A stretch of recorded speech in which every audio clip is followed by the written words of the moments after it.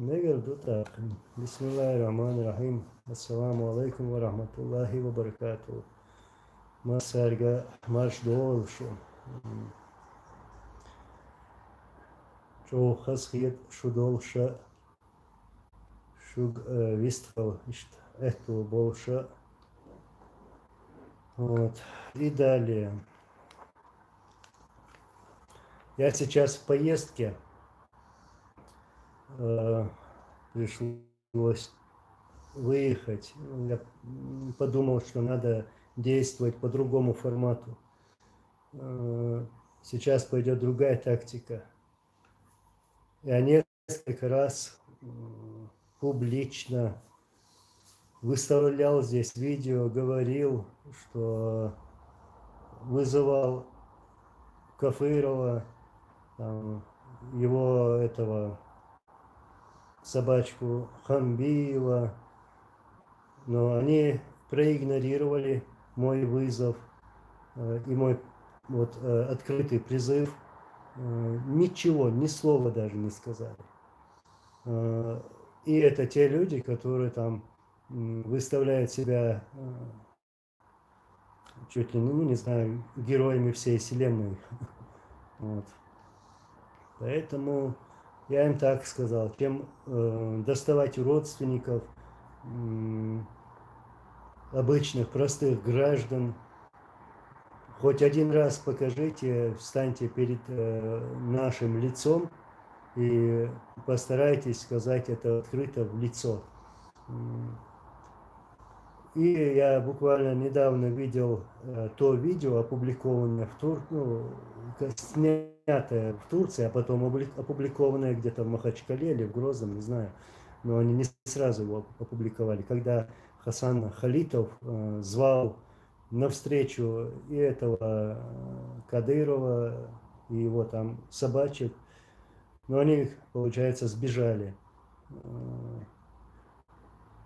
Таких людей, как Халитов и других, их очень много, и их достаточно,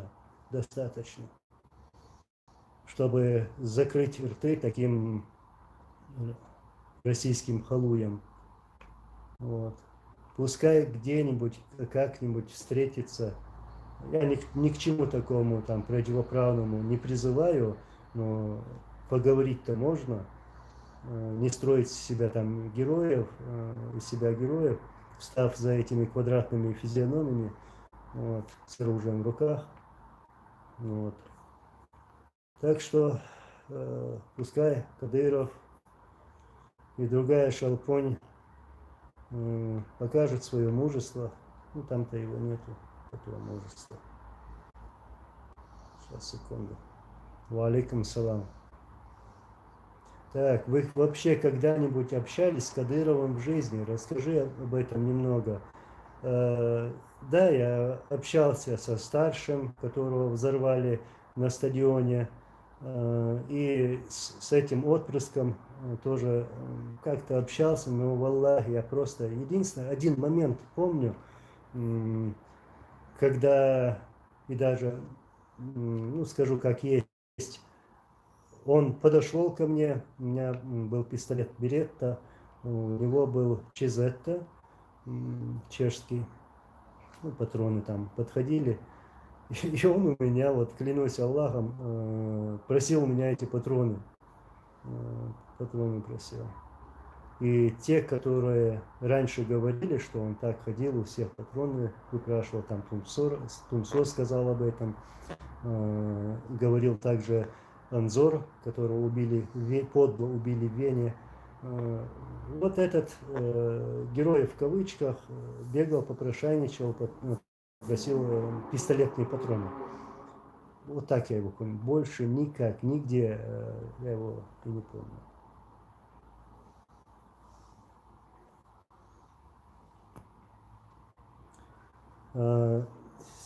Я сейчас тут пока не могу разобраться с чатом, да, его особо раньше за КПП и не пускали. Ни на территорию резиденции президента не пускали, Там он где-то говорил, я и раньше выставлял видео и высказывался по этому поводу, что он заходил в наш двор, то есть мой двор, и там что-то высказывал мой адрес. Нет, он у меня никогда не был. Никогда. Да, его отец заходил к моему отцу, он тот был муфтием, а этот стоял за воротами, то есть, как ты написал, КПП. Его не запускали.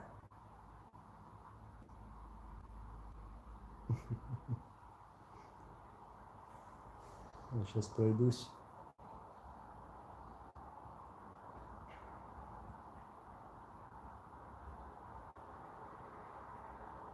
Так, валикум ассалам. Поздно зашел, да? Так, неожиданно. Просто много свободного времени. Я сейчас в поездке. Меня тут даже засветили. Так, Дмитрий Волков, здравствуйте. Я где-то полтора часа тому назад сделал видео, выставил, тут оно у меня что-то исчезло, и поэтому я решил заново его сделать, выйти в эфир, поговорить с вами.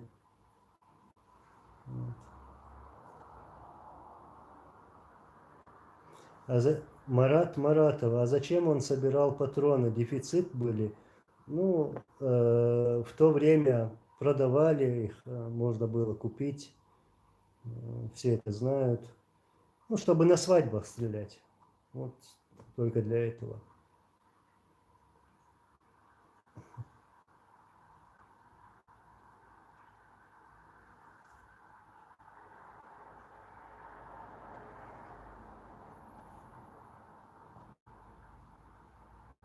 КМС Вольник не коллекционировал, на свадьбе стрелял из пистолета.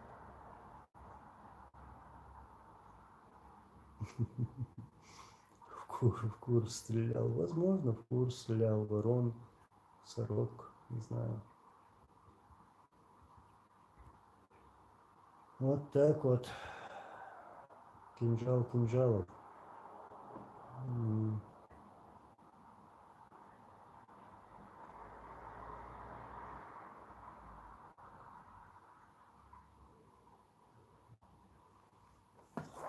Берите хороший пистолет, говорит. Берем.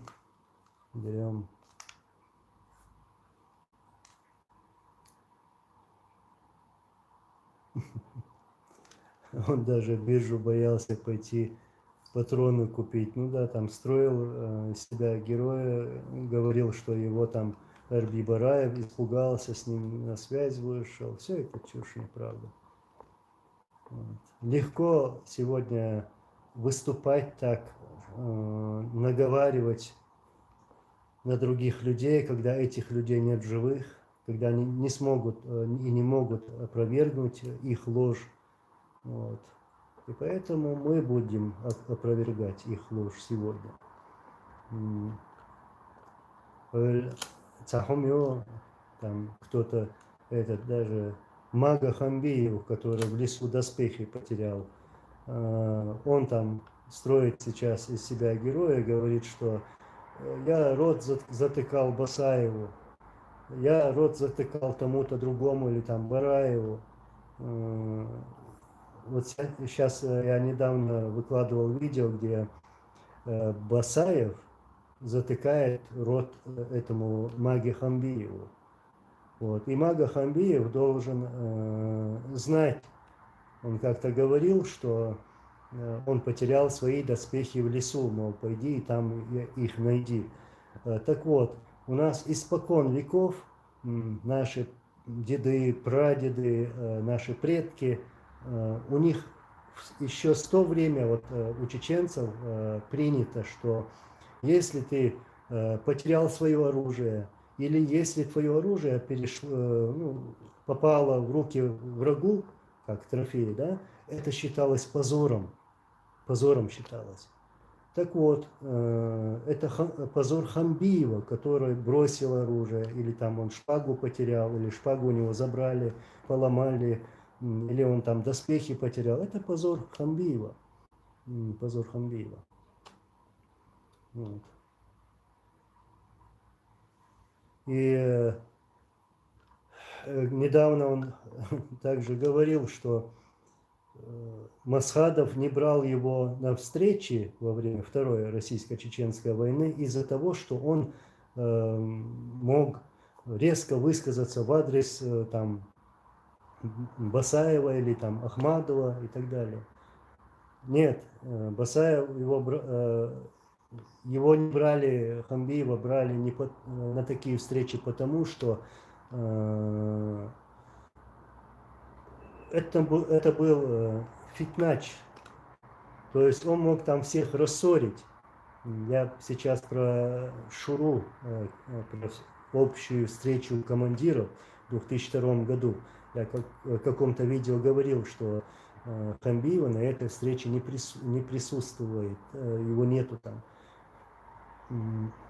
Поэтому Масхадов и не взял его, зная, что он может всех там рассорить. Эта встреча была организована именно для того, чтобы всем смогли объединиться. Вот. Зная этого Хамбиева, его и не взяли. Все потеряли оружие.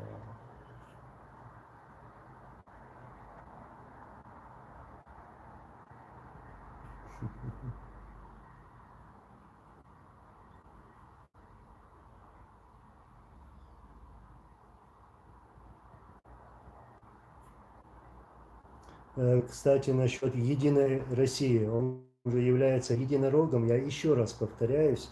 У меня есть факты насчет этого дела.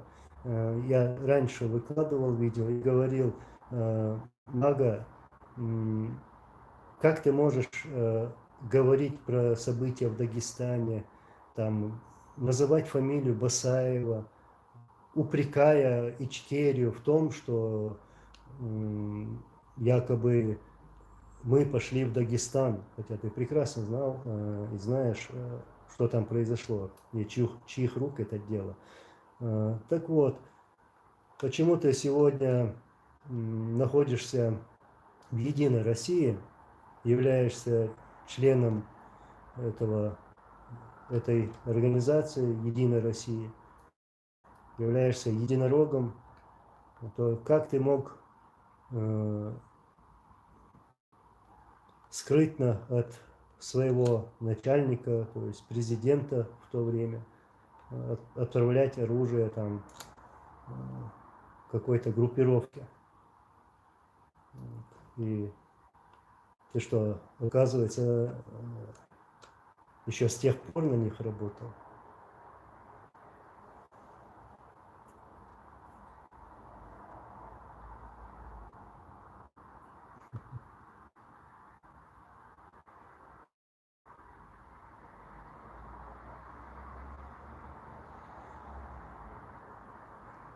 Борис Борзаев.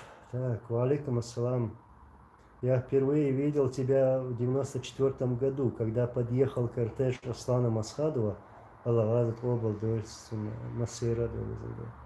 в Риском, и ты был с ним, то есть президентский дворец, и ты был с ним, и ты был такой молодой, время так летит. Я был рядом с ним еще с тех пор, рядом со своим отцом Асланом Масхадовым, еще с тех пор, когда его назначили начальником гражданской обороны. То есть сначала он был начальником гражданской обороны, только потом Джохар назначил его начальником главного штаба. И вот я с 93 года был рядом со своим отцом. Все эти события, все наши внутренние в то время стычки, оппозиция и так далее, Лабазанов, 26 ноября, я был рядом с ним. И сколько мне лет тогда было? 18, 17-18 лет. Да, время летит.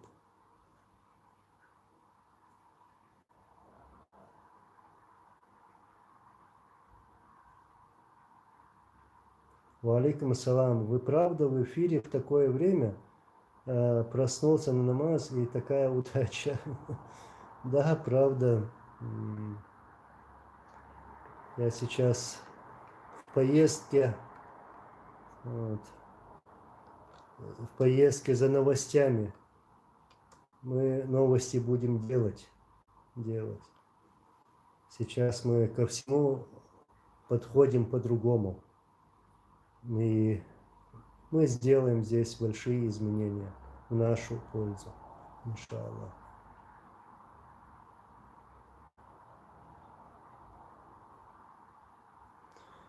Каме свольник массо было ждал, делал.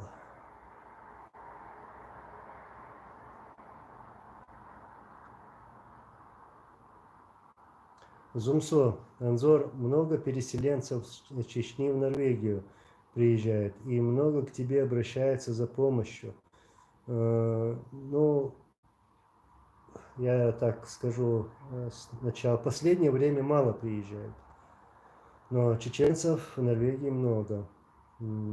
И я знаком со многими. Вот.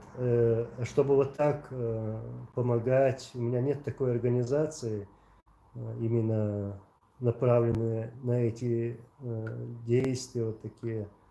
Ну, я занимаюсь другими вопросами, но если кто-то ко мне обращается, то я делаю то, что в моих руках.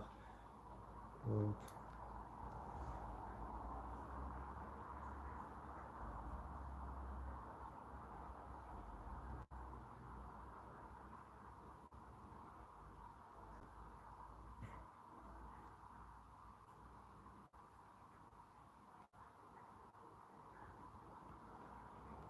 Валейкум ассалам.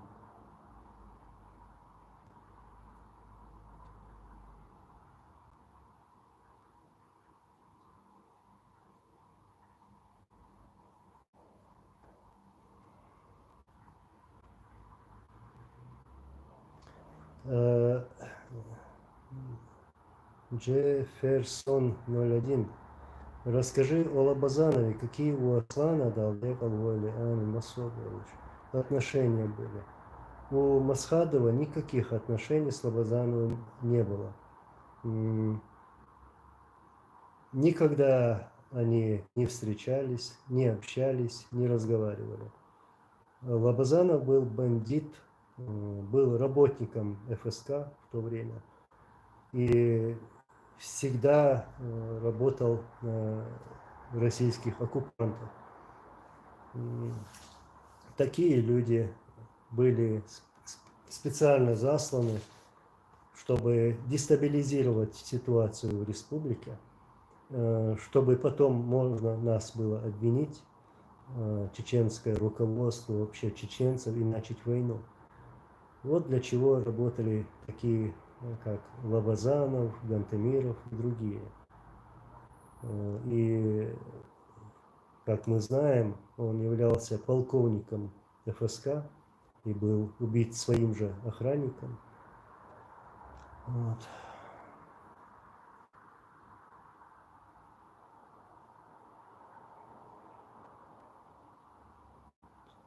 Борис Барзаев, мой двоюродный брат Шахид, в Первую войну служил в части, где Аслан Масхада был у них начальником, по-моему, в Чехии. Нет, не в Чехии. Мы жили в Венгрии. Это было с 80 по 86 год. По 85-86 год.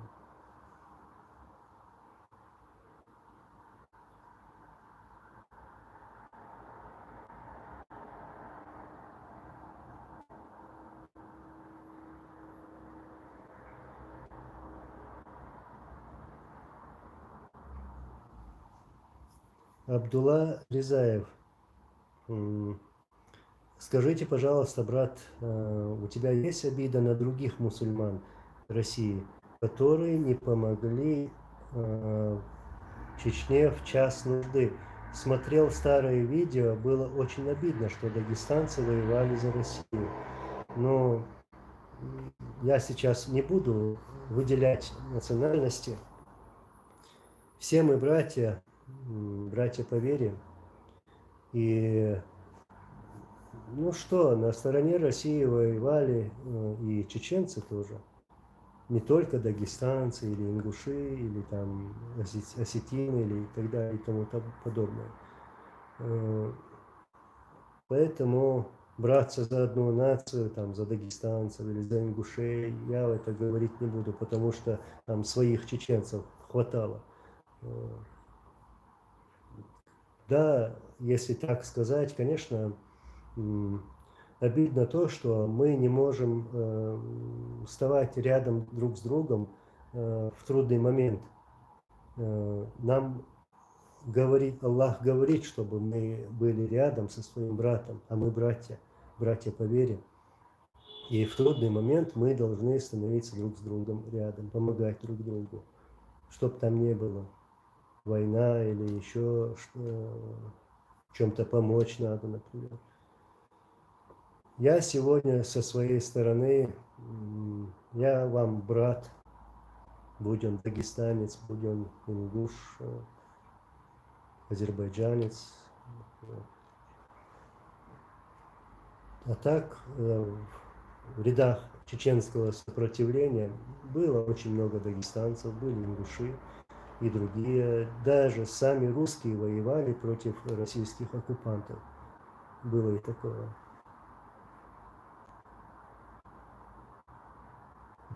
Марат Маратов, ну, насчет гражданства я говорить не буду, но у меня все с этим хорошо. Я не хочу быть гражданином Российской Федерации.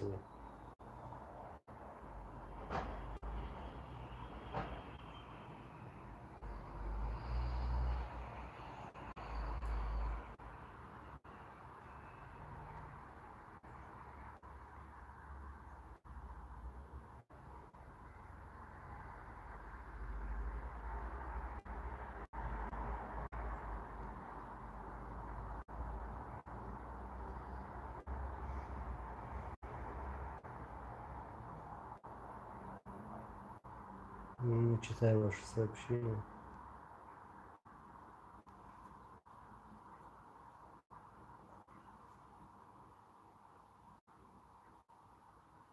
Я не люблю эту тему событий в Дагестане 99-го года. Вот Франк Голдман спрашивает, если бы Хаттаб и Басаев не вторглись в Дагестан, русские все равно вторглись бы. То есть вопрос. У меня вопрос, какая разница будет именно в этом. Хаттаб также упомянул в своих документах, что на самом деле это, ну, все это был спектакль. Был бы вместо Басаева другой человек или Хаттаба другой человек,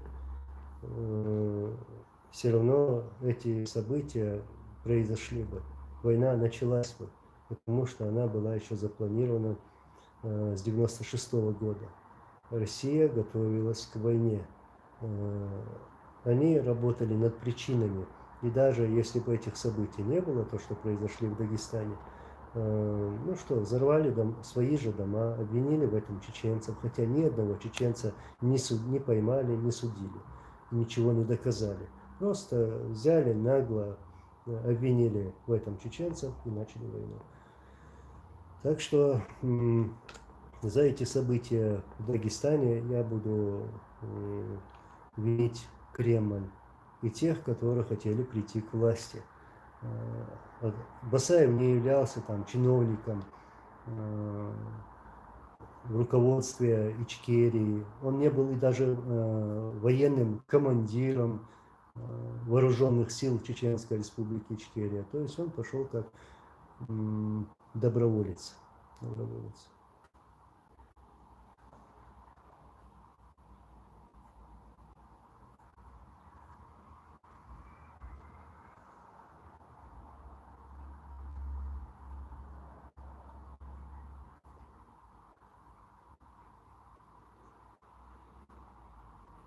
Сейчас, секунду.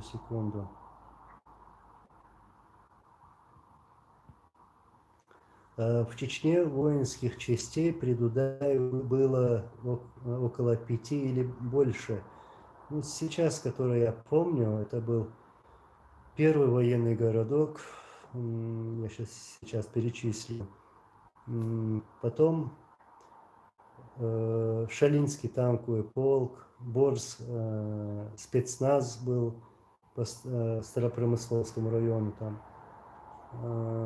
Ударно-штурмовая бригада на Бароновке, 15-я воинская часть, аэродром в Ханкале, в Калиновской. Вот такие были. ОМОН, ДГБ на 12-м участке. Дашаев, Умал, они там находились.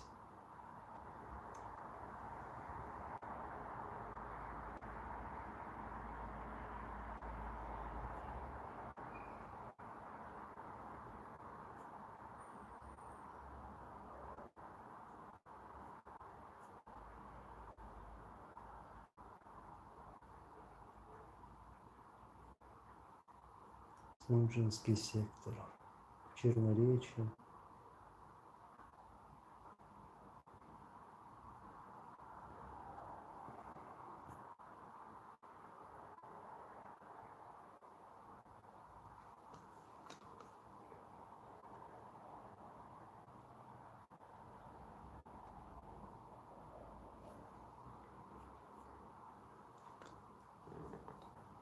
Как это вам события, которые произошли в Турции? Что вы думаете по этому поводу? Хочу вас спросить. А пока я отвечу на вопрос. Анзор, ваш дом был в Первомайском? Да, мы жили в Первомайском. Вот. Я просто смеюсь. Смешно становится. Вот да, вот именно. КМС, Вольный. Халитов, Лев. Вот. Молодец, Халитов, что так выставил их в этом формате. Поддерживаю. Зови на встречу. Они ни на какую встречу не придут. Еще раз повторюсь. Hi, Nikita. How are you doing? And welcome.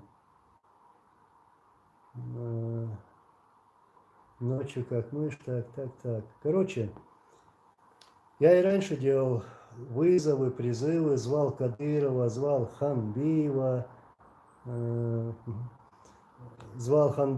в Европу и говорил, раз уж вы говорите, что вы такие мужчины, что вы такие герои, ну так приезжайте.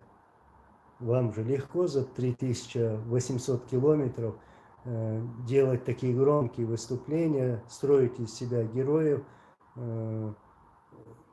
Оставьте мирных жителей, простых людей. Не надо на них давить, на наших матерей давить.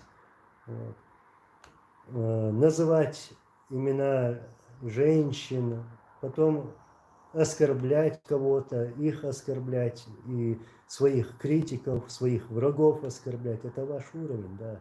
Но раз уж вы мужчины, ну почему вы не встретились с Халитовым в Турции? Почему? Почему, когда я вызывал вас, призывал вас сюда, чтобы вы приехали, Кадыров, я к тебе говорю, Хамбиев, тебе тоже говорю. Почему вы это проигнорировали? Почему? Вот там заканчивается ваш героизм. Вот. И ваше название мужчины вообще. Понимаете? Еще также к важному моменту, я и раньше это сказал и писал тут внизу, чтобы до вашего ума это дошло. Хамбеев, если ты еще раз пискнешь там, и в чей-то мой адрес или в адрес отца моего, президента, если ты еще раз что-то скажешь, то я буду действовать по-другому. Не то, что ты, а даже такие, как ты, тех, которые сейчас выпустил Кадыров, как бы нас очернять и клеветать, если вы еще раз назовете наши имена, я за это буду бить не вас. Я не буду вас называть, вы никто, шейтачи душу. Я буду бить по твоему начальнику, по главному, как бы помягче это сказать, начальнику Хосеюртовского инкубатора. Откуда вот вся эта шерсть вылазит. Я буду бить по нему. Кадыров, я еще раз говорю, я тебя звал. Ты почему это проигнорировал? Трус мало. Я тебя лучше, чем другие знаю, понимаешь? Трус. Ах, не ты должен говорить про героизм и прикрываться, и постараться прикрыть свое предательство. Ты никто. Ты никто. И то, что я сейчас вот говорю это в твой адрес, это вина твоих собачек, которые ты сейчас выпустил. Вот.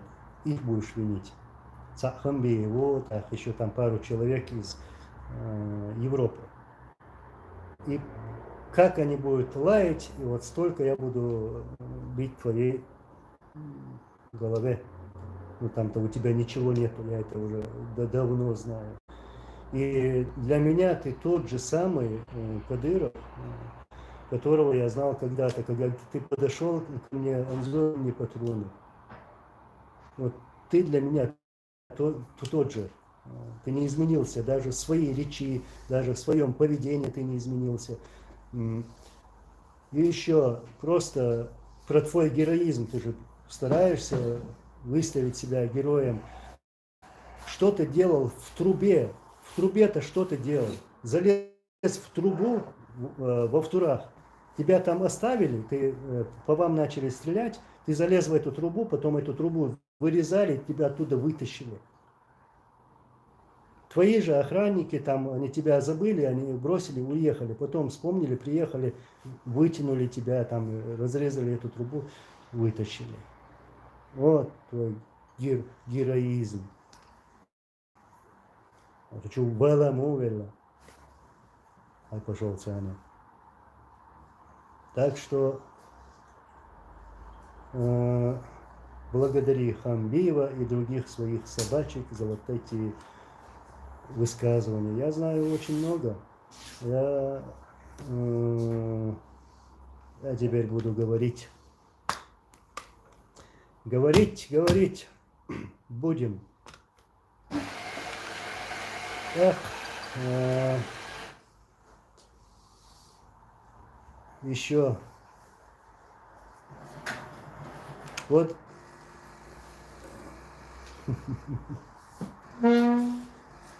Молодцы. Для нас, для чеченского народа, всегда будут герои, которые воевали против российских оккупантов, которые встали на защиту своей земли. Üç buton героев. Allah razı olsun. Северного. Тебя, Хосюртовского, начальника этого Хосюртовского инкубатора, я тебя предупреждал. Даже физикой предупреждал. Слушай, ты, есть такой закон противодействия, закон Ньютона. Когда ты что-то трогаешь, оно может тебе дать такую сдачу хорошую. Я тебе говорил, я сделаю тебе хорошо, если ты не прекратишь это.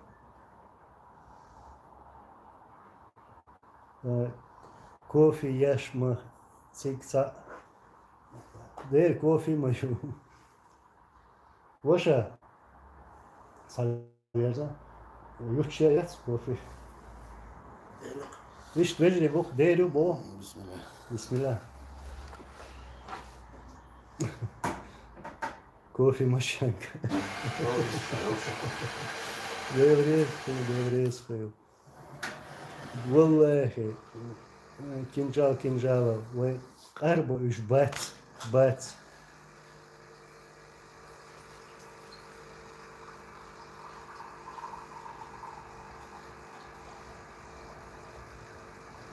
Подожди сейчас, секунду. Анзор, что ты скрываешь от нас? Говори. Ах, Лес, я где скрываю? В моих руках или что? Где?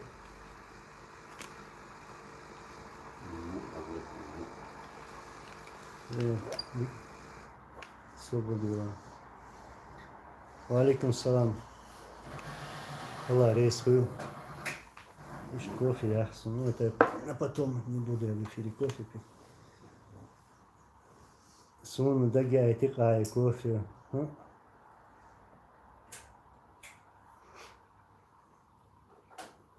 Они не знают закон Ньютона. Чтобы знать, это надо в школе учиться, но они уроки прогуливали. Они в школе не учились.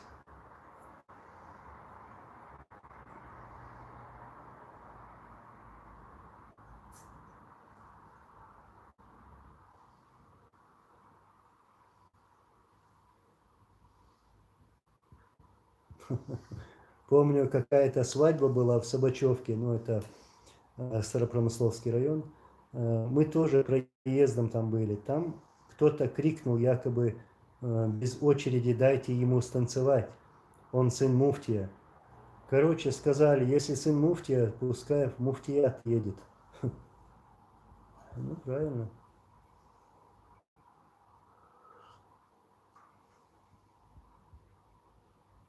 Аллах, рейс вымасера, Асана.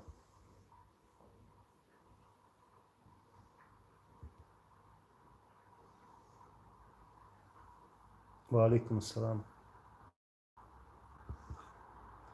Бейсангур Борс. Валикум салам. Судава юши бая, савол, темло цару. Вы... Мы везде. Мы везде.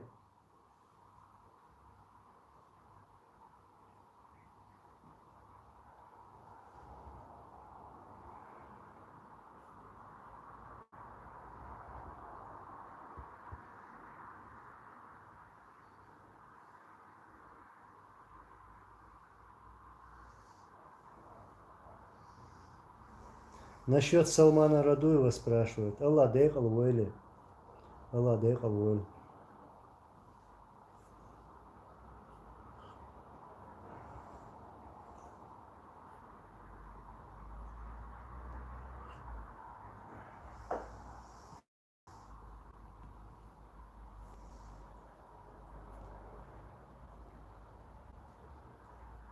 Где нас только не носит, кто-то пишет. Ну, нас носят в правильные места.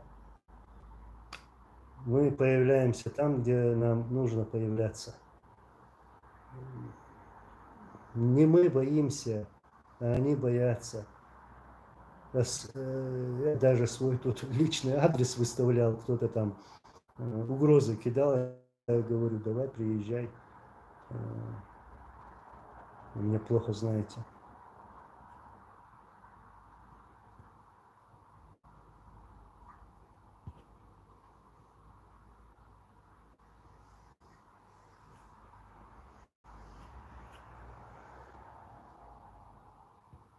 Твое мнение о мунафике Делимханове? Да, абсолютно никакого мнения нету. Преступник, предатель, который, ну, еще можно назвать холопом Путина. Он виновен в этих заказных убийствах. Я еще много чего могу рассказать.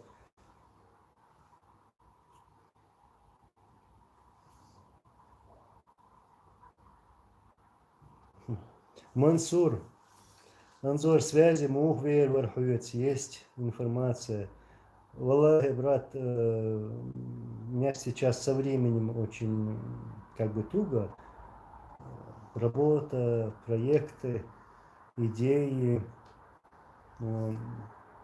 Под каждым видео я выставляю ссылки на свой Инстаграм и Фейсбук.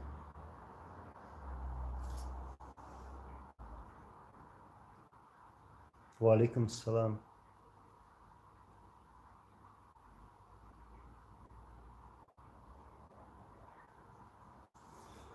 From Джахар. На Хамбиева у нас есть еще надежда. То, что он использует свой шанс стать героем. Во время очередного ужина с Кадыровым. Ну, можем устроить этот ужин. Я как-то здесь пару таких хорошеньких видео выставил. Они там пошли, побежали чай пить. На чаепитие 8-часовое. Оказывается, 8 часов они чай пили. Обсуждали меня в основном, потом и других обсуждали. Но можем повторить, можем собрать. А насчет шанса, ну, у Хамбиева есть шанс, да, действительно. Но я не верю, что он использует этот шанс. Не тот человек. Не тот человек. Это человек, который продал себя, свою душу вот, этим убийцам. Этим убийцам.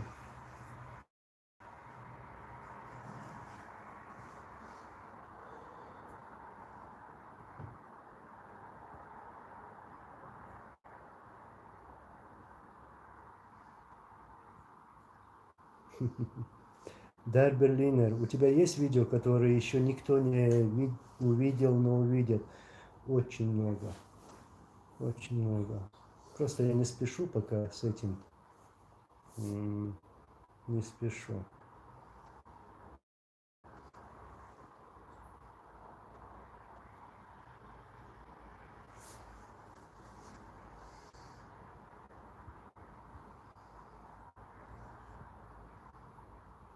Так, Мурат Гусейнов, алейкум салам. Анзор, если бы, например, Чечня отделилась бы, было бы это хорошо для Чечни, если нет абсолютно никакой сплоченности между чеченцами. О Кавказе целиком даже говорить не буду. Иншаллах, брат, все это изменится, иншаллах. И наступит тот день, когда этот режим уйдет, режим Путина и этих холопов его. И это правильное, нужное нам время наступит, этот день наступит, когда мы освободимся от всего этого, что народ наш будет свободным. Вот. Единство есть. Единство есть. Если взять чисто в народе, народ, конечно, устал, не хочет войны, иншаллах, ее не будет. Народ хочет спокойно жить, чтобы никто их не притеснял, чтобы они никого не боялись.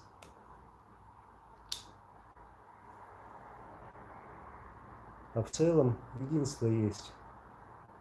Если было бы хорошо, если, конечно, не было таких личностей среди нас, которые делят нас на какие-то группы,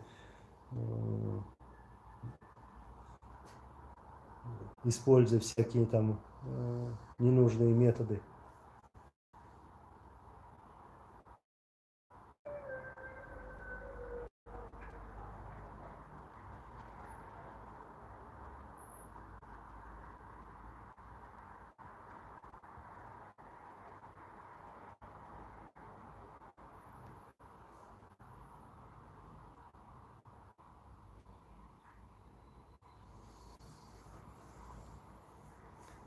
Грей Вульф насчет Шао Турлаева. Ну, я тут видео делал насчет Шао Турлаева. И даже рассказывал, как он попал в их руки, кто его отвез, будучи бессознательным в таком положении. Вот. Ну, если так говорить правду, то он был не в сознании. А то, что сегодня происходит, это уже, это я тоже говорю.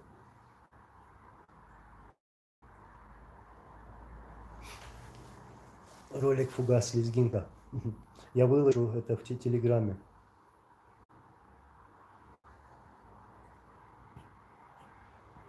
Сейчас, секунду.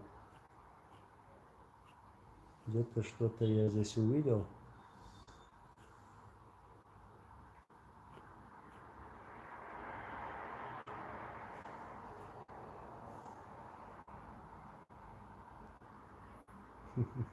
Я всегда думал, кто такой Низам. И узнал это после 15 лет. Ну вот. Вот теперь ты знаешь.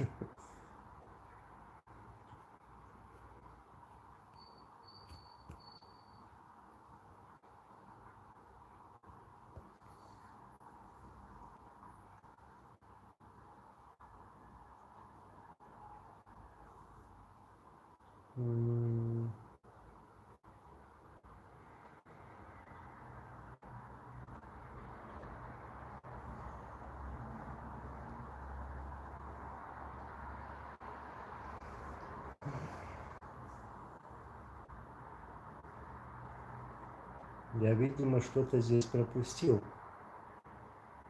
Сейчас пытаюсь найти.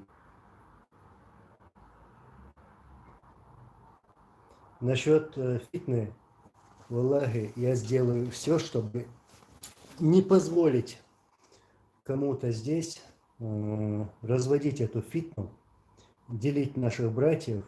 Вот. Не позволю.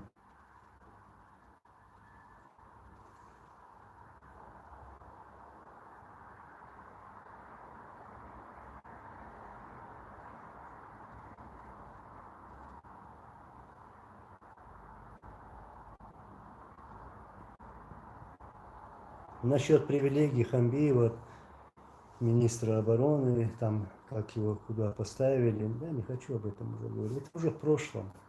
В прошлом. Об этом что лишь.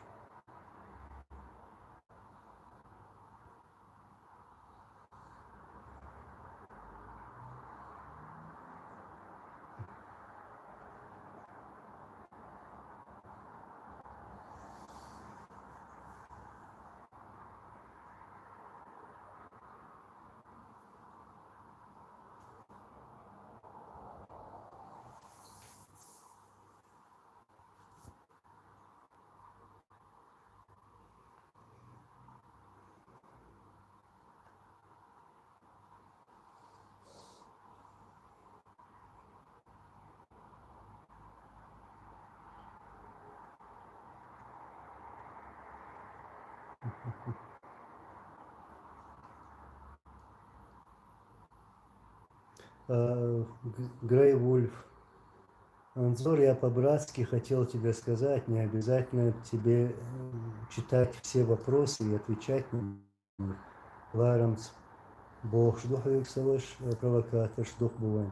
Вайн провокатор, шмыш духа, да, я прекрасно знаю, кто и почему задает такой или иной вопрос. Поэтому я стараюсь избегать провокационные темы.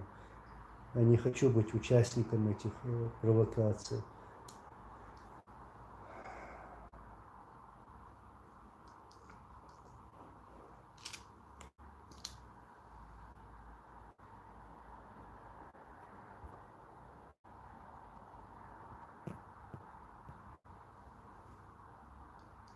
Так, сколько мы уже? Почти час.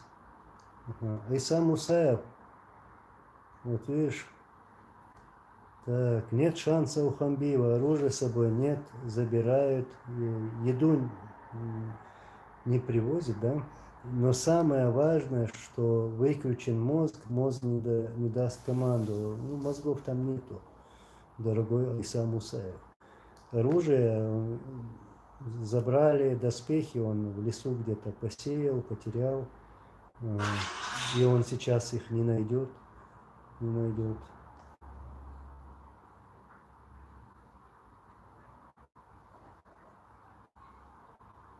Так, леди 1974.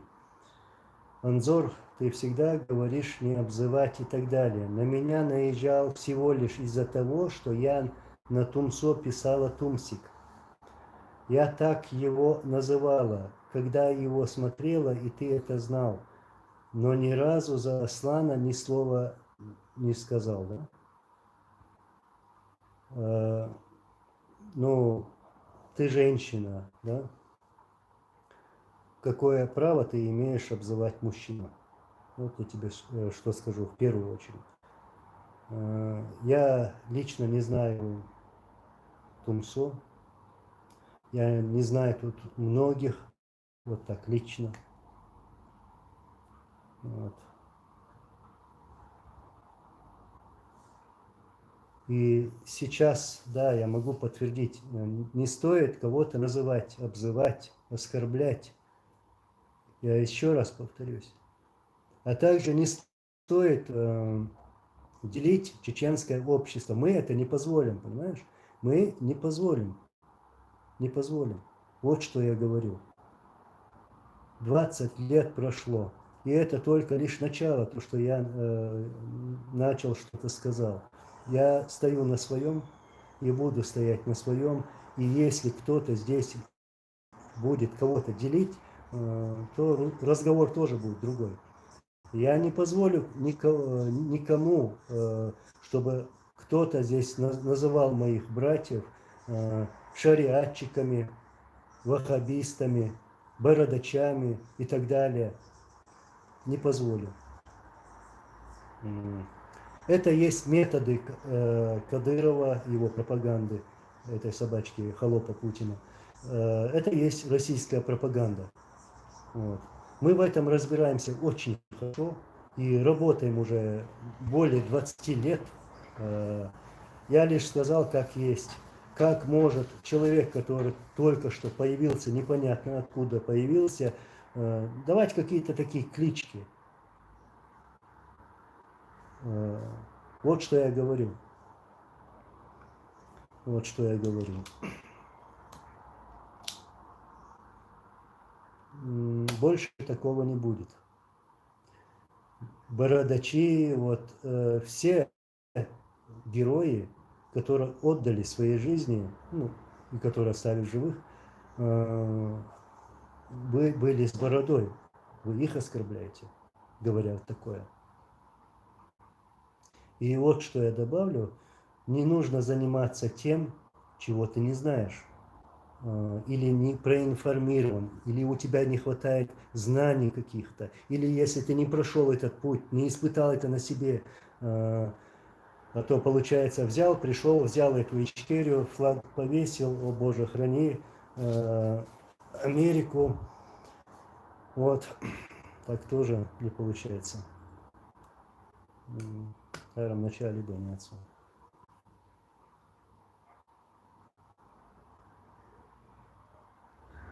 Зумсо,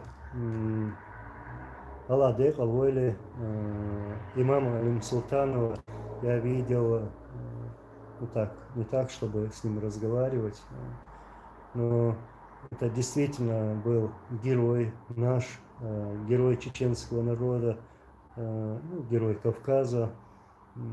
Это человек, который был на передовой, да, он пел песни, был бардом, поднимал дух бойцов.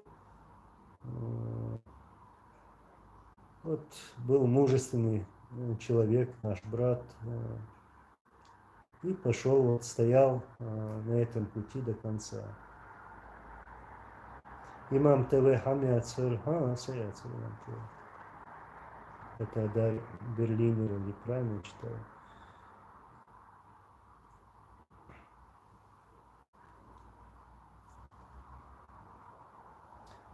Кинжал кинжала в леди, да ты говорила, что тут тузики одни сидят. Да, мне переслали это сообщение тоже. Ты прав, кинжал кинжалу. Я просто не позволю со своей стороны, а с его бо Харлоузер чех дойр думуата, я доулитер думуата, доулитер дец. İşçi doulita sovukuza, sovu. Savejri bi üşdats, üşbü eter bats.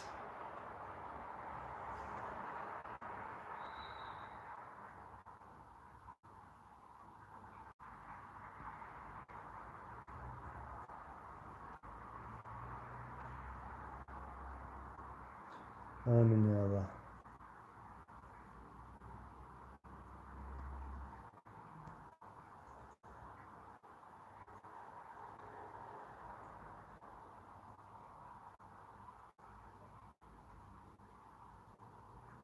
Леди 1974. 1974. Опять ты. За Асана ни слова не сказал, ни раньше и никогда, когда на него столько грязи льют до сих пор на твоем канале. Слушай, я еще раз повторюсь, я не буду заступаться за человека, которого я не знаю, это во-первых, а также говорить за него слово, во-вторых. В-третьих, вот, как ты пишешь, что на него льют грязь и так далее. То есть заступаться за человека, который ведет сомнительную деятельность. Как сегодня можно выставлять такие материалы, которые выгодны российской пропаганде? Как можно выставлять такие материалы, которые выгодны кадыровской пропаганде? Ну, это все одно и то же, одна контора. И как я могу сказать слово за таких людей? Нет, я промолчу. Не буду.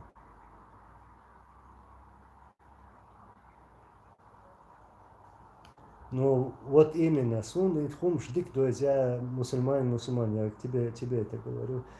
Рахмет Анзор, мы не бородачи, мы мусульмане.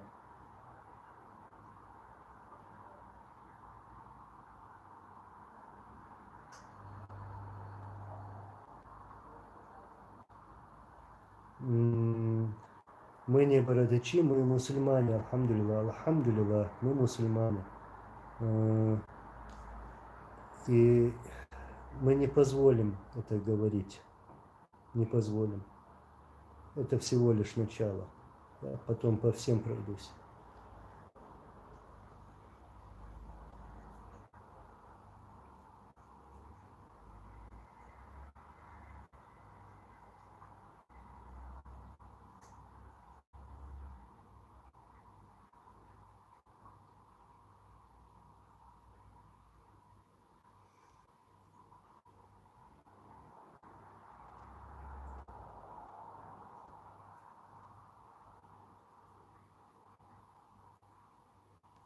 Читаю ваши сообщения. Я уже более часа здесь.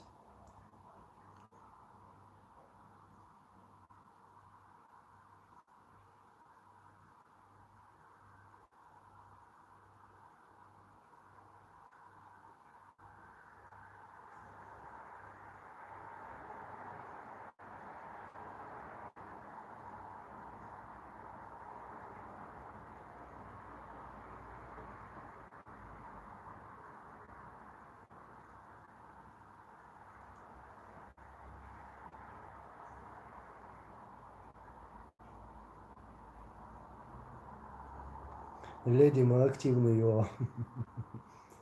Какая же ты активная тут.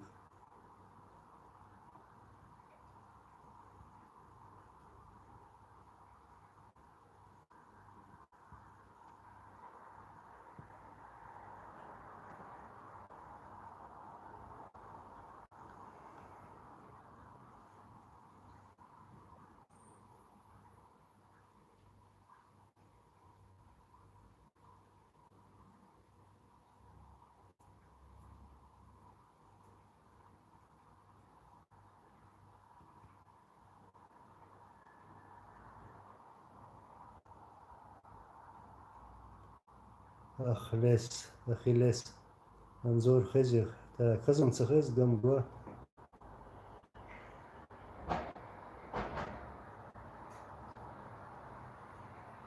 Хос Юрте Дзуджал, Боцам, Обаук, Гамду.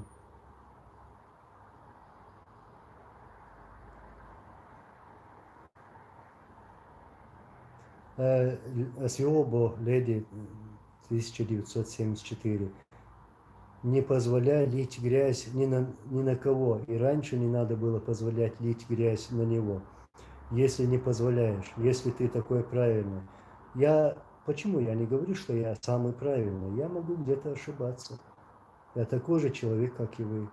Но человек с опытом. У меня очень богатый, достаточно такого опыта, чтобы делать выводы, чтобы анализировать. Тем более я общался с такими людьми, с героями нашего народа, когда-то был рядом с ними. Поэтому у меня опыт очень хороший, чтобы разбираться в делах. И поэтому, когда приходят люди, сомнительные люди, и берутся за то, что где они не осведомлены, не проинформированы и стараются делать вот эти дела, то мы на это тоже смотрим. Я ни на кого грязь не лью.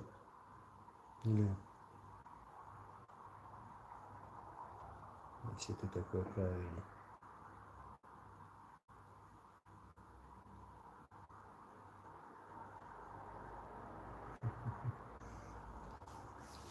Анзор, объясни, Иса Мусаев.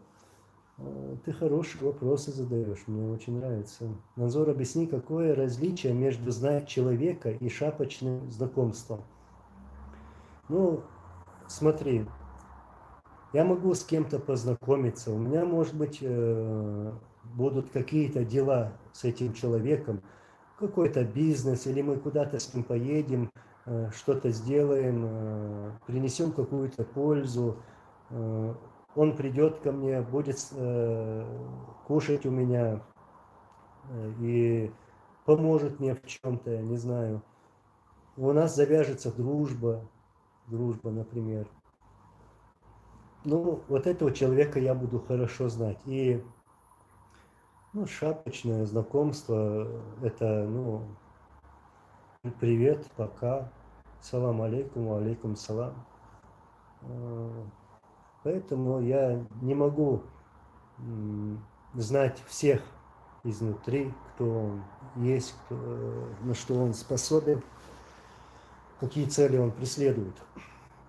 И поэтому я стараюсь так быть аккуратным. Я говорю то, что я вижу, и то, что я проанализировал.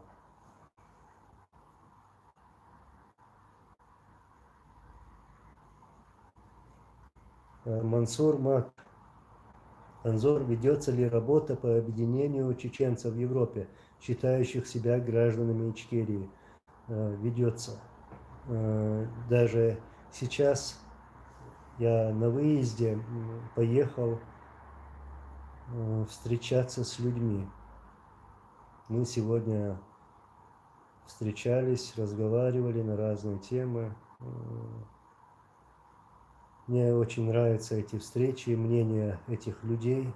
То есть идет полное объединение тех людей, которые искренне стоят на этом пути. И ситуация скоро изменится в нашу пользу. В нашу пользу, иншаллах.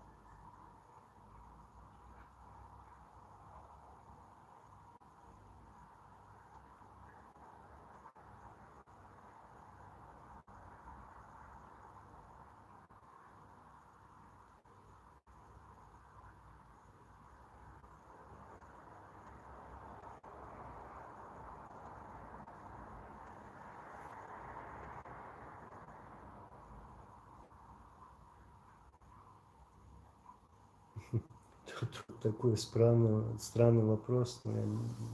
не знаю, зачем задается, Джон, как твой отец относился к спиртному, это спрашивает полковник, бла-бла-бла-бла и так далее. Ну, я мог просто проигнорировать это. Даже было время на Новый год или так, когда трудно, он всегда отказывался от спиртного и даже не курил. Нет, отец не курил, спиртного этим не баловался. Даже когда его сослуживцы там звонили ему, говорили, приезжай к нам, мы тут хорошо сидим, к примеру, да, вот русские там и другие были. Он всегда отказывался. Это был человек работы, он отдавался этой работе, всегда был загружен этой работой. Он сидел дома вот, за столом, и вот перед столом у него учебники, карты, чертежи, линейка, там простой карандаш, он чертил что-то, вот, читал, вот как он служил в советской армии. Тут иногда говорят, что он якобы служил в российской армии. Нет, неправда, он служил в советской армии.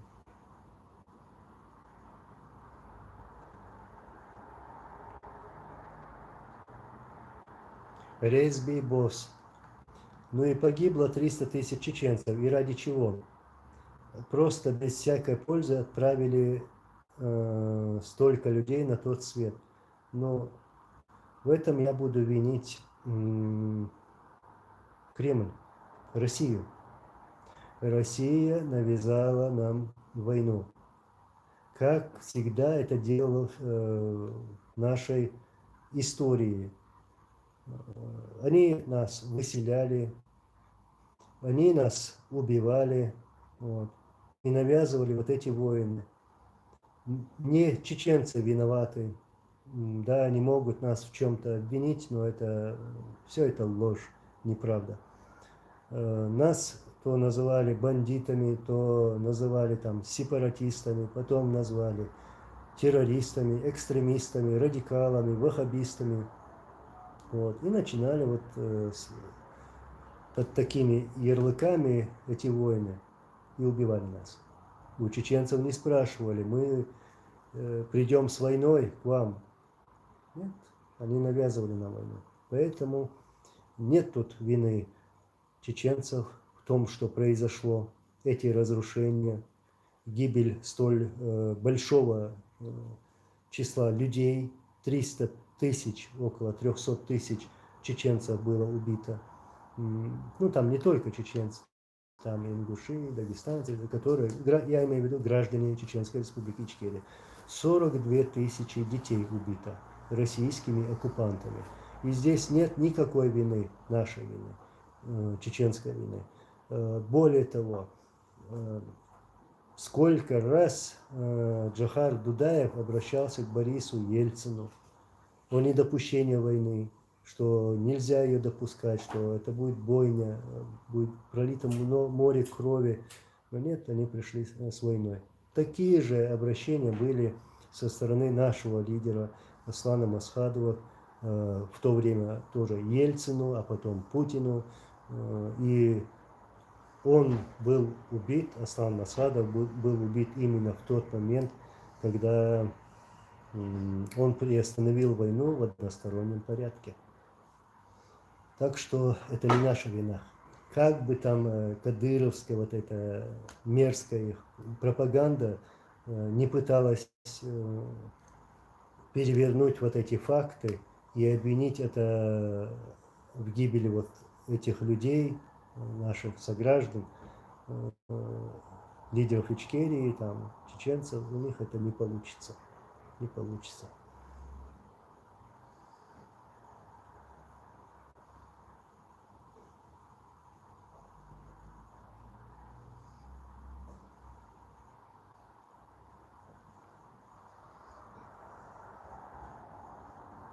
Гвардия Джохара Дудаева, Аллах рейскую.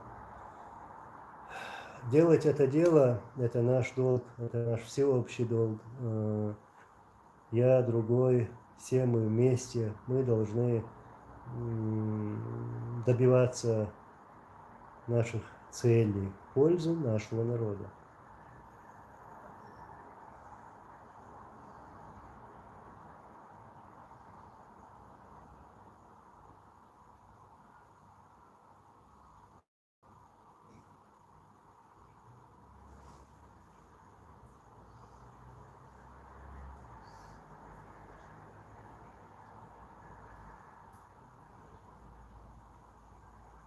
Алейкум ассалам.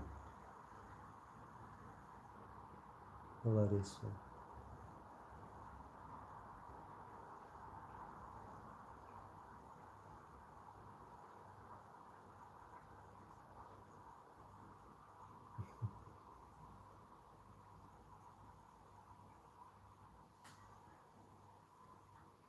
Лариса Масана. КМС Вольник, Версичен сгинутый там бая, ну на гвистиша. Да вы там у нас.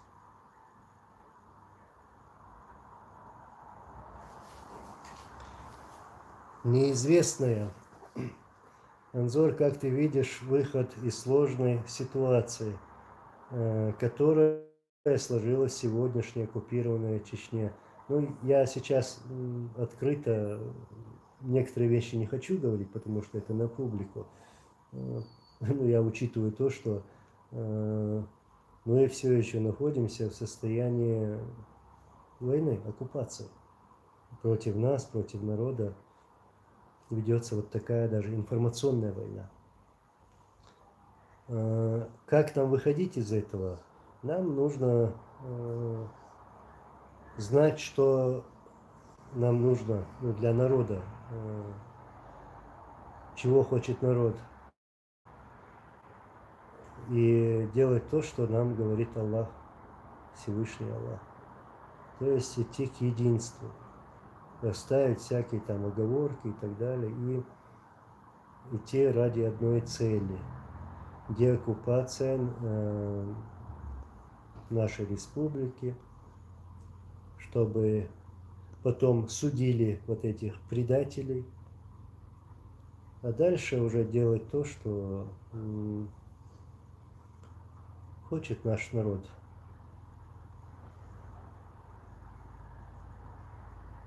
Ну, во-первых, это единство, и Аллах может сразу, моментально все изменить. Вот что нам не хватает сегодня.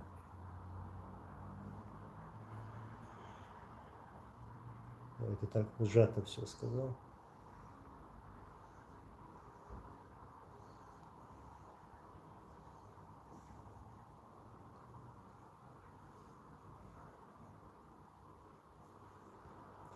Валейкум ассалам. Тут насчет с кем я побратался, не побратался. Я на этих шайтанов обращать внимание не хочу. Не хочу. И если и еще раз повторюсь, и если еще раз какое-то видео в мой адрес будет, то я им устрою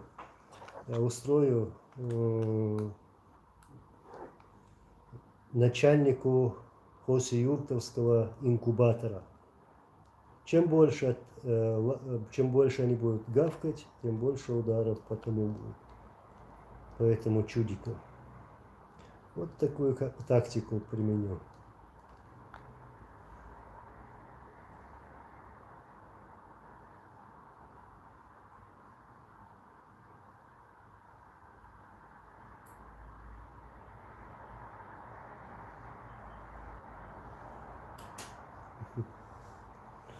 Джон, Анзор, говорят, отец очень любил историю и географию. У него были одни пятерки в школе. Это правда, что отец учился на отлично? Респект. Спасибо. Да, он был отличником, и все его сокурсники, и те люди, которые были с ним в училище, в академии, о нем так и рассказывают, что человек всегда сидел за учебниками, учился. Он любил историю, он любил географию, английский язык,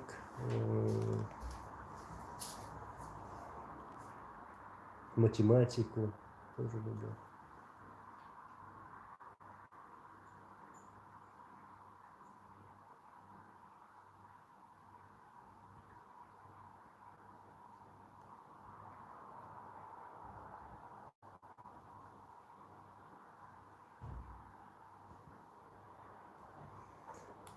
Даша Воронцевич.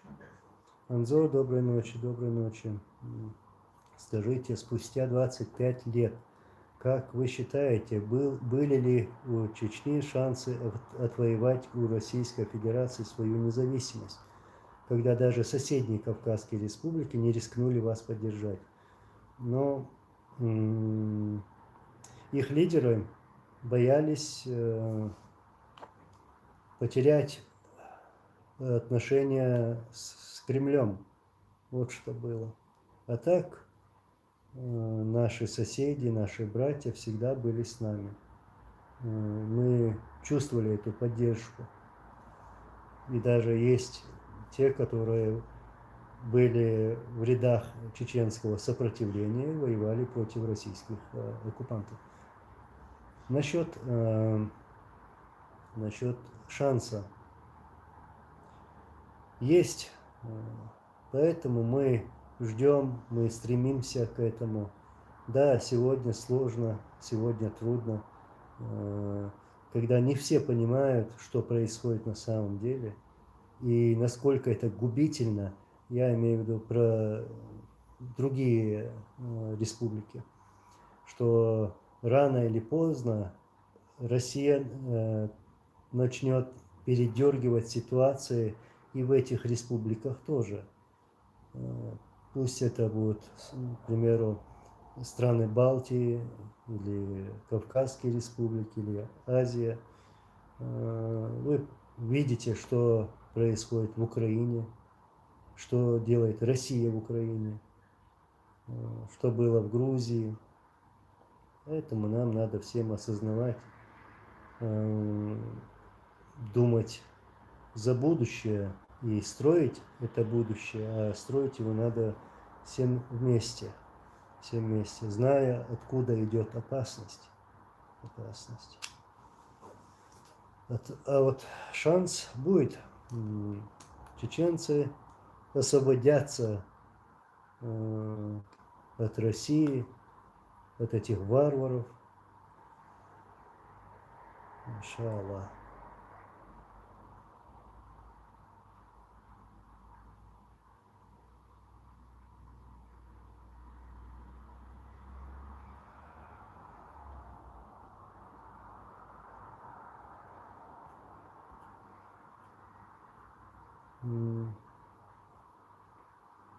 Асадулла Сахетля жвап Хердуя.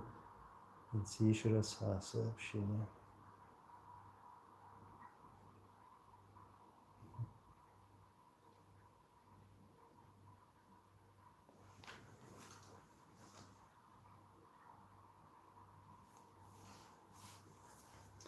Дмитрий Отважный.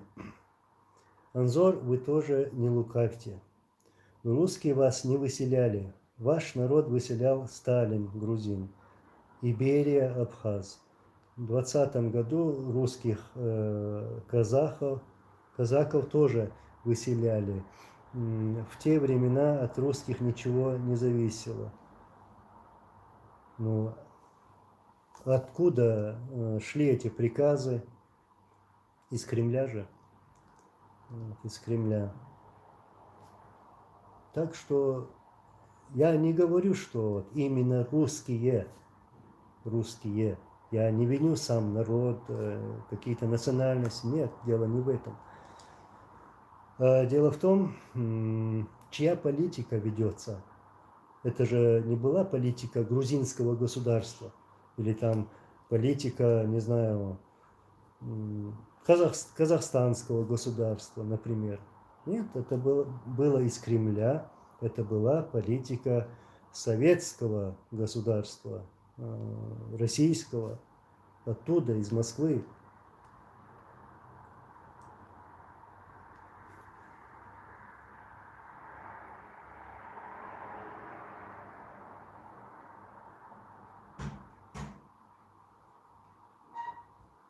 Berliner, so Berliner, so noch schmeckt.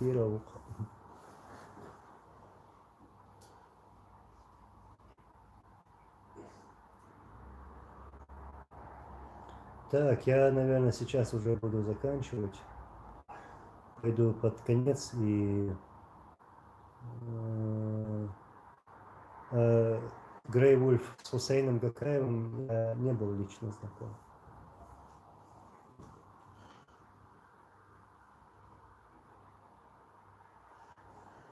Зумсо. Последние вопросы зачитаю.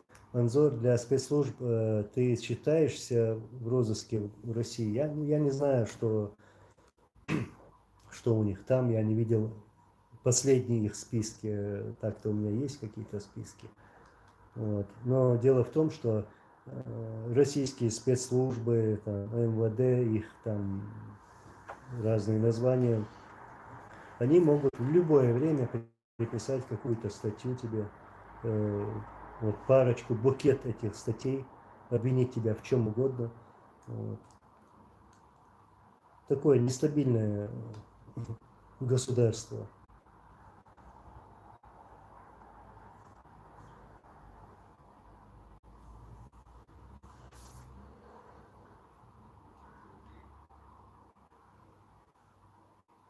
Дейла,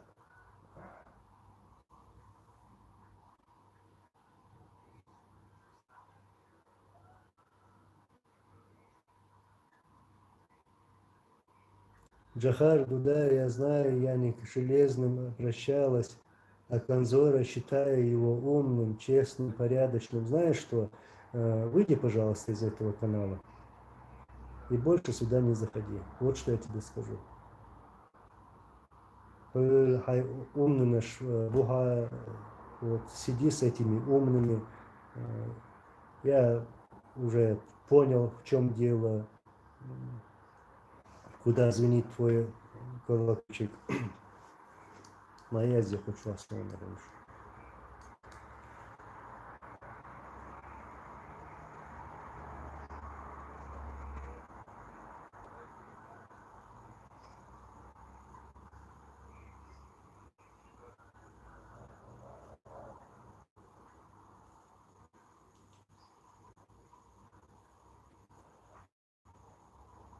Еще раз повторю, что я уже заканчиваю.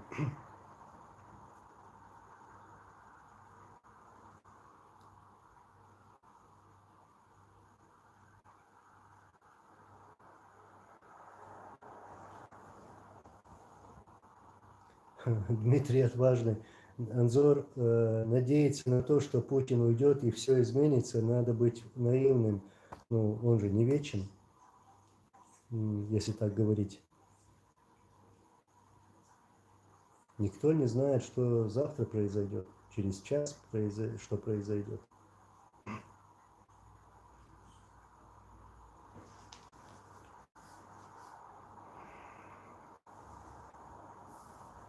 Так, я дочитываю и уже закончим с эфиром.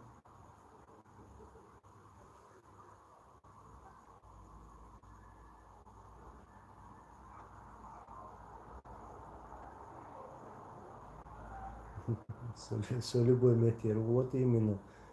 Мы свободны, можем оказаться в любом месте без проблем. Кто-то про СССР пишет, нет, я туда обратно не хочу, в этот СССР.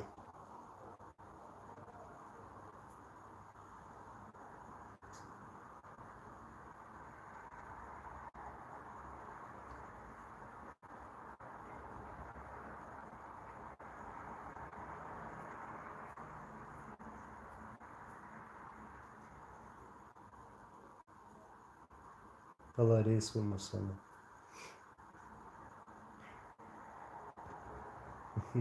Анзор, твой модератор Кавказ отсутствует сегодня.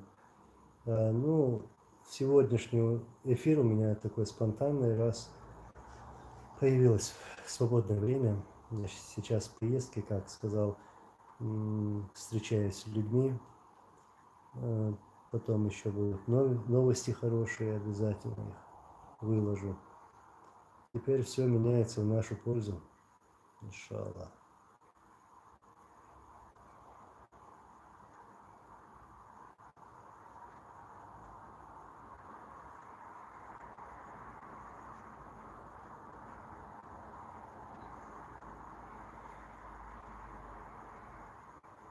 Джон Анзор, твой отец действительно окончил военную академию. Да, ну, в то время в Ленинграде ну, он учился,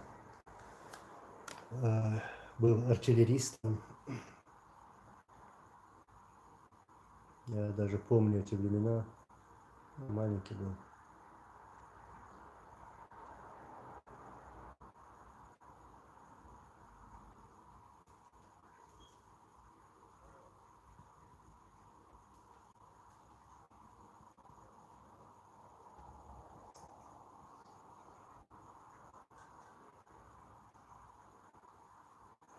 Ханнес Фишер насчет провоцировать, что вот именно.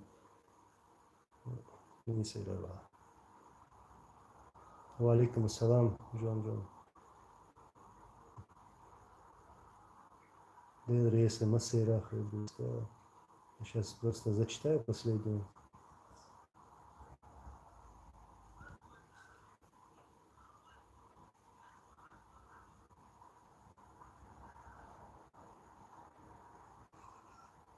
Анзор, как тебе отправить донат? Ну, я здесь не ради донатов. Я даже не знаю, как этим пользоваться. Вот. Ну, Аллах риску.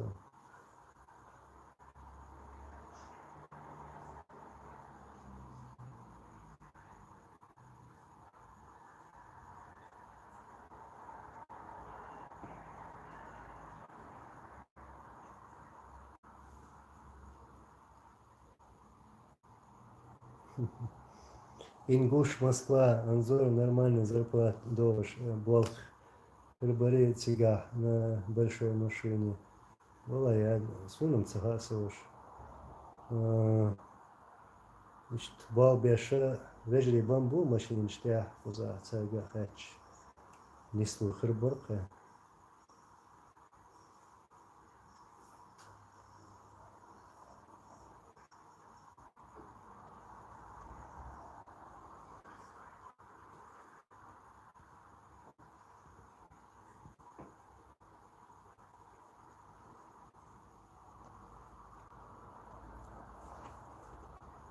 Абдулла Резаев, когда следующий стрим или они хаотично следуют?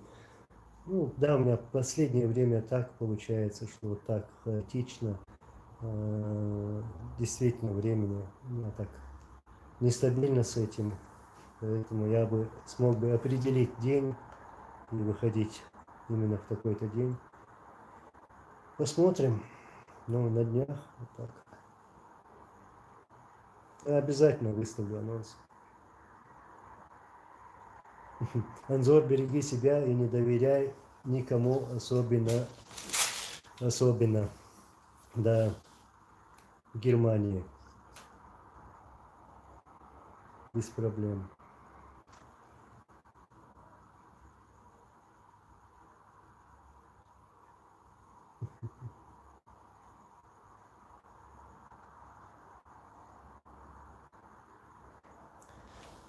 Так, хорошо. Я благодарю всех. И еще раз просто повторюсь, так, в начале, потом в середине этого эфира и сейчас хотел вот так заранее сказать. Подождите секунду, я уже заканчиваю. Тому хосиюртовскому трусу, который всегда был трусом и сегодня является трусом, сбежал из Турции, когда его звали, когда с ним пытались связаться, встретиться даже. Он уехал, потом опубликовал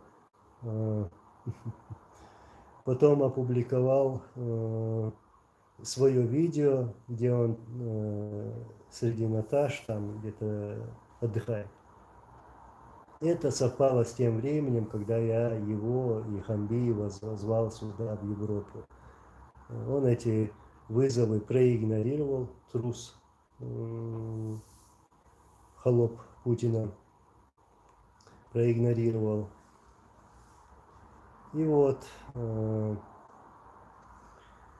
больше таких вызовов не будет. Я их просто назвал там пустозвонами, колокольчиками этого Хамбиева и Кадырова. Поэтому, заканчивая этот эфир, я еще раз хочу сказать, Кадыров, когда ты ложишься спать, помни, что ты трус, что ты не то, что трус, ты боишься назвать имя убийцы своего отца. Это самое мерзкое, самое подлое по отношению к родителям. Когда ты боишься ради того, чтобы у тебя были дворцы, чтобы у тебя были огромные суммы денег, вот, чтобы не потерять это, ты боишься назвать имя убийцы своего отца. Помни, когда ты засыпаешь, когда ты просыпаешься, это тоже помни. Знай, что ты предатель. И если твои собачки будут еще лаять, я буду жестче тебя бить, жестче.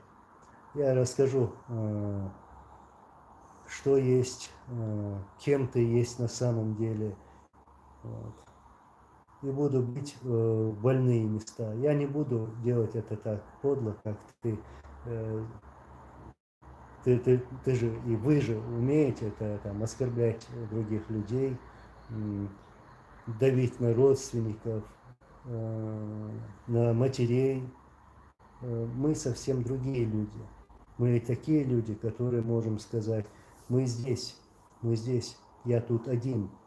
Приди сюда, поговори, встань передо мной и выскажись, если ты не трус. Вот что вам я говорил, и говорил Хасан Халитов тоже. Вот. Так что держи своих собачек, трус, холоп Путина. Мегер так, Хантирдол, Дизи Сахар.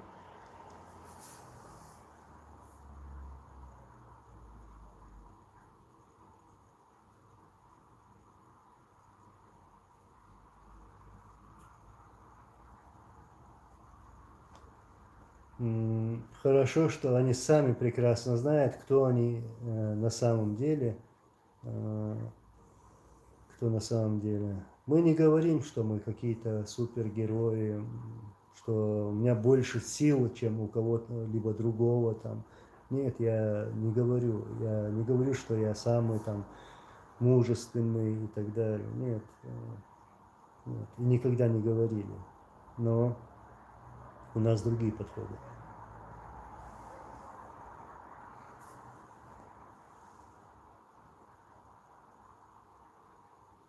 Кадырова многие чеченцы, живущие в Москве, поддерживают. Да неправда это. Никто его не поддерживает. Как можно поддерживать того, который встал рядом с убийцами своего народа? У всех народов таких людей называют предателями. И не считается. Никогда не считались.